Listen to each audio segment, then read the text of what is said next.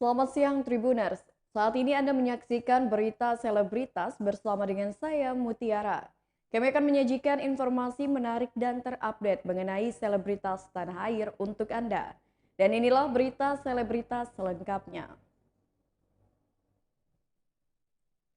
Jering memanas usai Nora Alexandra dihujat. Selebgram Nora Alexandra dihujat warganet di media sosial setelah Jering SID ditahan dan kini menjalani persidangan di pengadilan. Jering SID sampai menyebut warganet sebagai pengecut karena mengomentari negatif istrinya itu. Bully istri orang yang suami tengah dipenjara adalah tindakan pengecut, ujar Jering. Jering SID hanya berharap para pembenci itu berhenti memojokkan Nora Alexandra. Musisi yang berusia 44 tahun ini menyebutkan siapapun tidak memiliki hak untuk memberikan komentar pada istrinya itu. Menurut Jering SID, Nora Alexandra kini menjadi tulang punggung keluarga selama ia mendekam di tahanan. Nora Alexandra harus menanggung beban hidup ibu dan adik-adiknya yang masih kecil selama Jering dibui. Bagi Jering SID, Nora Alexandra adalah salah satu sumber kekuatannya saat ini. Berikut wawancara dengan Jering SID. Hidupnya dia sudah berat gara-gara kasus ini, dan kalau mau bully dia mending bully saya aja gitu. Nanti kalau tunggu saya bebas bully saya, nanti saya usahakan untuk bertemu dengan kalian yang suka main-main bully tanpa alasan yang jelas gitu. Jadi intinya istri saya tuh bukan istri yang tidak baik ya, seperti ditulis di komen-komen Instagram istri saya tuh. Banyak finahan-finahan kalian, walaupun kalian tuh misalnya walaupun kalian itu mengaku-ngaku sebagai fans SID atau fans saya, kalian tidak punya hak untuk memojokkan istri saya, karena istri saya tuh posisinya masih sangat stres gitu. Kalau bantu untuk support oke. Tapi nggak usah bikin narasi seolah dia tuh jahat sama saya, seolah dia itu tidak memperhatikan saya, seolah dia itu bersenang-senang. Enggak, dia tuh harus bekerja karena dia tuh tulang punggung keluarganya. Dia tidak punya ayah, dia tuh anak yatim. Jadi dia tuh harus menanggung beban hidup ibu dan adik-adiknya masih kecil selama saya dibui. Jadi tolong sekali lagi hentikan membuli istri orang yang suaminya sedang dipenjara, karena itu tindakan yang sangat pengecut. Berita selanjutnya datang dari Prilly Latuconsina yang jadi artis muda dengan banyak pekerjaan. Prilly Latuconsina menjadi ikon artis muda yang begitu aktif. Tak hanya puas sebagai seorang artis, Prilly Latuconsina juga menjajal profesi produser hingga mengakuisisi klub bola Persikota. Artis yang namanya ngetop sejak bermain dalam sinetron Ganteng-Ganteng Serigala ini pun mengakui kini dirinya tengah ribet dengan berbagai pekerjaannya. Prilly Latuconsina pun menerangkan aktivitas yang dijalankannya dalam satu hari. Prilly Latuconsina mengatakan kini dirinya bahkan sulit untuk istirahat lantaran banyak sekali pekerjaan yang harus dilakukannya. Seperti diketahui, Prilly Latuconsina menyusul Atta Halilintar dan Raffi Ahmad yang kini membeli klub bola. Prilly Latuconsina kini menjadi pemilik klub bola Persikota Tangerang. Selain disibukkan dengan klub bola miliknya, film garapan Prilly Latuconsina sebagai produser juga tengah tayang di bioskop. Film berjudul Kukira Kau Rumah diproduseri oleh Prilly Latuconsina dan disutradarai oleh Umay Shahab. Bahkan kini ia merasa terkejut atas pencapaian dari film yang digarapnya bersama Umay Shahab, di mana banyak yang sudah menonton dan mengapresiasi film tersebut. Berikut wawancara dengan Prilly Latuconsina. Penontonnya ada yang lebih nontonnya Lebih udah dari lebih dari 2 satu kali. kali, itu gimana tuh? Yes, ada yang DM aku udah nonton 5 kali per hari ini. Jadi dia nonton di beberapa show nemenin teman-temannya dan gak bosan-bosan, bahkan banyak yang berterima kasih juga karena ternyata keluhannya sama karakter aku. Karakter aku kan mengidap bipolar disorder, jadi aku banyak banget dapet DM dari penyintas. Makasih udah bikin film ini karena mereka relate banget sama ceritanya. Mereka benar-benar ngerasain apa yang karakter aku rasain. Yang paling penting tuh bisa ngebuat orang lain tuh terwakilkan perasaannya gitu. Mungkin pesan Kak untuk penyintas bipolar di luar sana. Semangat buat kalian semua. Beneran setiap aku melihat TikTok kalian, aku beneran komen satu-satu. nyemangatin kalian, pokoknya kalian nggak sendiri. Terima kasih udah nonton Bicarakan Rumah, dan aku harap film ini bisa membekas di hati kalian, dan yang pasti film ini bisa membawa dampak positif juga untuk kalian tahu kalau kalian nggak sendiri, dan bisa menyadarkan support system di sekeliling kita untuk menjaga kesehatan mental masing-masing. Ini kan filmnya langsung diterima nih. MNC munduran. Jadi produser, lo pengen jadi produser lagi film nggak, Kak? Yes pasti, karena sebenarnya aku juga udah ngeproduserin satu series lagi yang udah tayang juga, dan alhamdulillah sukses juga. Jadi ya seneng sih, karena kalau jadi produser itu kita in charge dari nol kan, dari skenario nya belum jadi, kita yang nentuin ceritanya mau apa, pemainnya mau siapa, jadi lebih diberi kebebasan untuk berkreasi gitu. Makanya nagih banget sih jadi produser. Jadi nggak kapok ya, Pri, walaupun lo pasti lebih capek daripada kalau cuma jadi pemain. Yes, kalau jadi produser kerjanya dari skripnya masih kosong, kita harus muter otak sama tim kreatif ya, mau bikin cerita apa, mau ngangkat isu apa, belum lagi ngatur jadwal pemain. Biasanya jadwal saya yang diaturin, ini saya ngatur jadwal pemain lain gitu, dan ngatur budget dan semuanya. Cuma nggak apa-apa, karena dengan begini aku bisa menyuarakan apa yang aku pengen gitu. Sebagai produser paling seru bagian apa sih, Pri? Paling seru itu bagian pas develop cerita. Misalnya kita udah tahu idenya ini, terus di develop gitu sampai panjang, karakternya di develop, bahkan menentukan wardrobe ya, menentukan si Pram karakternya pakai wardrobe kayak gini-gini. Itu tuh kayak apa ya, kayak mainan gitu, gimana ya karakter ini apa ya, kenapa dia pakai bajunya kayak gini. Jadi benar-benar detail banget, itu seru sebenarnya. Jadi walaupun Rio bahagia ya, Pri? Walaupun Riwo bahagia, karena emang aku suka sama keriuhan itu. Jangan lupa season 2. Ya, kedepannya pernah selain jadi produser, selain jadi pemilik cerita. Itu dari wah banget. Jadi produser dan jadi pemilik klub itu dari wah ya. Tadi nonton bola dulu, abis nonton bola kesini, habis ini meeting lagi di rumah untuk mereka match lagi tanggal 9, terus mereka match lagi tanggal 12, masih ada 2 pertandingan. Itu dari wah banget hidupku, udah gak ada istirahat, jadi ya kayaknya akan fokus di sini dulu. Prilly kedepannya mau fokus di balik layar aja. Berita selanjutnya, saksi ahli dalam sidang lanjutan Jering. Terdakwa musisi Igede Ari Astina alias Jering kembali akan menjalani sidangnya atas kasus dugaan pengancaman melalui media elektronik pada Adam Denny di Pengadilan Negeri Jakarta Pusat pada Senin 7 Februari 2022. Sidang pada hari ini direncanakan dimulai pada pukul 11 waktu Indonesia Barat dengan agenda keterangan saksi yang dihadirkan oleh jaksa penuntut umum. Kehadiran suami Nora Alexandra itu juga dipastikan oleh kuasa hukumnya Sugeng Teguh Santoso. Sugeng menambahkan agenda sidang hari ini mendengarkan keterangan saksi ahli oleh JPU yang menghadirkan ahli undang-undang ITE dan ahli digital forensik. Sebagai informasi tambahan, Adam Denny melaporkan Jering SID ke Polda Metro Jaya pada 10 Juli 2021 lalu atas kasus dugaan pengancaman. Adam Denny merasa kehidupannya terancam usai dirinya menerima ancaman dari Jering SID. Amarah Jering kepada Denny karena ia menuduh Denny menghilangkan akun Instagramnya.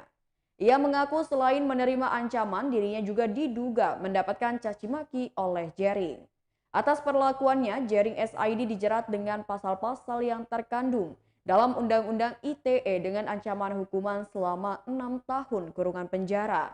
Adapun Igede Ari Astina alias Jering didakwa melakukan pengancaman berisi kekerasan dengan melanggar pasal 29 JO pasal 45B Undang-Undang ITE serta pasal 27 ayat 4 JO pasal 45 ayat 4 Undang-Undang ITE. Berikut suasana sidang lanjutan dari kasus Jering SID. Selain itu, ia juga mampu mengidentifikasi penggemar saudara Jering yang ia persepsikan bisa melakukan hal yang tidak diharapkan terhadap dirinya saat ia sedang bepergian. Ia juga mampu melakukan langkah antisipasi untuk mengurangi kecemasan yang ditimbulkan oleh sikap saudara Jering terhadap dirinya, seperti tidak menerima telepon saudara Jering karena mempersepsikan saudara Jering akan berkata kasar terhadap dirinya dan mengurangi membaca hal negatif terkait dirinya di media sosial. Itu yang nomor 2. Ya, itu yang terkait dengan untuk nomor 3 ada banyak, tapi ini mungkin tidak terkait dengan permintaan. Iya, yang terkait dengan permintaan. Dua itu ya. Ya. Baik, kalau yang nomor 2 tadi saya mendengarkan itu cukup rinci ya, rinci dan jelas, tapi saya tidak bisa menimbulkan itu rasa takut yang dilaporkan tadi itu seperti apa? Karena bayangkan dari penjelasan ahli ini sepertinya rasa takut itu sementara, kemudian kalau sudah berhadapan dengan situasi yang lain, konsultasi dengan pengacara itu sudah normal lagi. Apakah rasa takutnya itu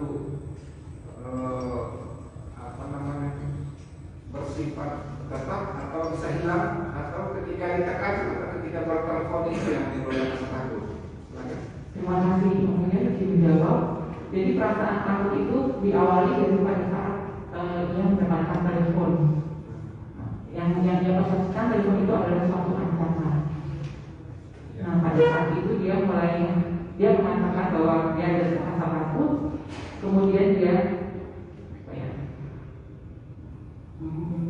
merenung sebentar apa yang harus aku lakukan.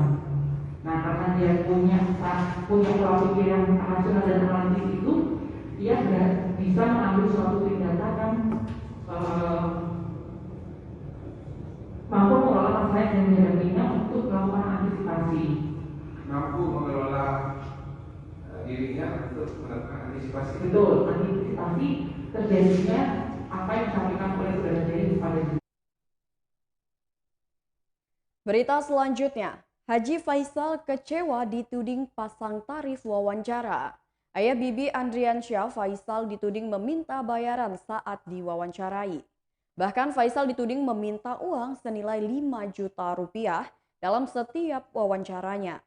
Terkait dengan kabar ini, Faisal memberikan klarifikasinya. Kemudian Faisal menegaskan tidak pernah meminta bayaran dari wartawan yang ingin mewawancarainya. Ia menuturkan akan selalu melayani wartawan yang datang kepadanya. Akan tetapi, Faisal tidak terlalu mempermasalahkan tudingan tersebut.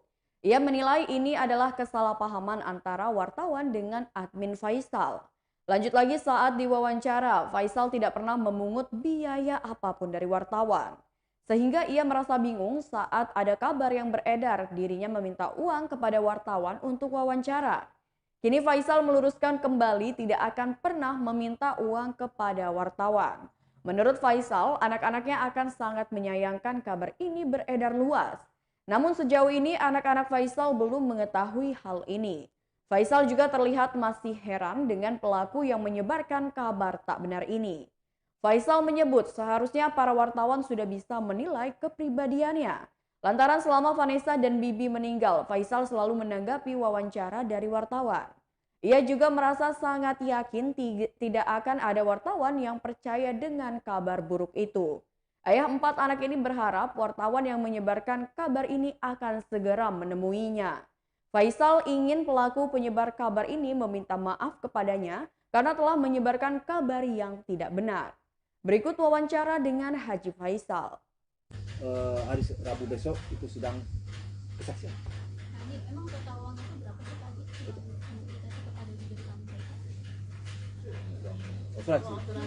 Asuransi ya, kan udah beredar informasinya. Ya ada tertulis di di polisnya kan ada tertulis berapanya. Katanya yang 250 itu mau dikasih jalan tapi ada syaratnya. Kalau syaratnya ya kalau kita mau memberi ya nggak usah pakai syarat. Itu udah disampaikan Pak. Tapi kalau memang ada syaratnya, banyak sana kemarin ada juga yang mau ngasih tuh, tapi ada syaratnya juga. Nah, nanti kalau nggak bagi sekolahan, saya nyekolahin ternyata juga tuh kemarin. Nggak mungkin nggak saya sekolahkan cucu saya. Iya. Terus juga dengar-dengar kan uang yang 250 juta itu dari asuransi katanya mau dibikinin tabungan atas nama Gala, tapi bisa dicairkan nanti pas Gala umur 17 tahun katanya. Itu benar nggak beritanya itu? Aduh. Tadi ya. Telat. Apa? Berapa 17 tahun lagi? 17 tahun baru bisa diambil. 250 itu sekarang nilainya bisa beli bisa kita beli mobil satu, tapi 17 tahun lagi mungkin beli apa ya bisanya, kita harus itu inflasi. Hah? Motor inflasinya aja 17 tahun jangan main-main loh. Iya. Itu inflasi. Ya, jadi Janganlah kita terlalu jauh berandai-andai deh, berandai-andai terlalu lama lah. Kalau ada yang mau memberi sekarang beri aja lah sekarang. Nggak apa-apa. Ada yang mau memberi rumah kan masih ada. Jadi bukan saya, bukan sifatnya kita. Jangan bersalah sangka, serakah enggak, kita bukan gitu. Cuman saja saya nggak ingin berita-berita apa semakin berseliweran. Ternyata kenyataannya enggak. Kadang-kadang kan saya gerah juga. Jadi seakan-akan entah apa maunya, saya juga kurang paham. Kalau ada memberi silakan. Memberi belum, tapi beritanya udah kemana-mana. Jadi saya bingung juga. Kadang-kadang akhirnya saya dipojokkan. Dia bilang, Haji nggak mau menerima. Sampai ke saya pun bingung. Saya bilang nggak. Jadi nanti masyarakat, Pak Haji benar. Ada yang menelpon saya, Pak Haji benar nggak mau menerima. Belum ada yang menghubungi saya. Jadi itu. Udah habis suara sih.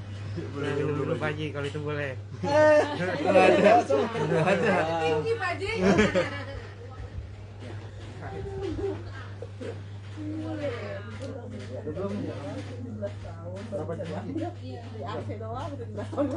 Iya. Nanti kalau udah hilang nolnya satu tuh, kalau suatu saat kalau memang dihilangkan 01 udah berapa nih? Cuma bisa beli bit. Sampai sekarang belum ada konfirmasi ya Pak. Belum ada konfirmasi, belum ada beritanya, itu juga nggak sampai ke saya. Masih ngambang, mungkin ngambang dulu. Dengan suatu saat akan jatuh sini.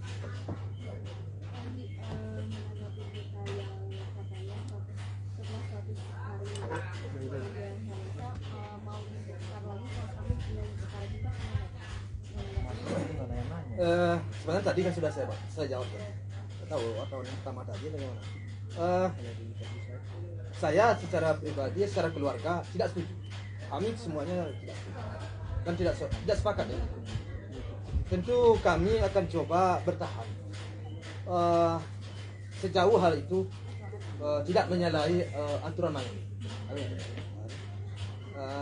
Namun jika seandainya kami secara keluarga